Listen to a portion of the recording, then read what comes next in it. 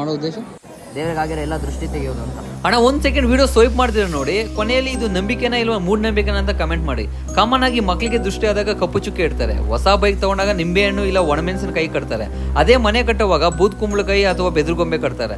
ನಾವೆಲ್ಲ ಮನುಷ್ಯರು ಹೊಟ್ಟೆ ಕೆಚ್ಚು ಕಣ್ಣು ದೃಷ್ಟಿ ಇವೆಲ್ಲ ಇರುತ್ತೆ ಒಪ್ಕೊಳ್ಳೋಣ, ಆದ್ರೆ ನಮ್ಮನ್ನು ಕಾಪಾಡೋ ದೇವರುಗಳಿಗೂ ದೃಷ್ಟಿ ಆಗುತ್ತೆ. ಸೊ ನಾನ್ ತಿಳ್ಕೊಂಡಿರೋ ಪ್ರಕಾರ ಅಮಾವಾಸ್ಯೆ ಸಮಯದಲ್ಲಿ ಗ್ರಹಣದ ಸಮಯದಲ್ಲಿ ದೇವರ ಶಕ್ತಿಗಳು ಕುಗ್ಗಲ್ಲ, ಆದ್ರೆ ಕಡಿಮೆ ಆಗುತ್ತೆ.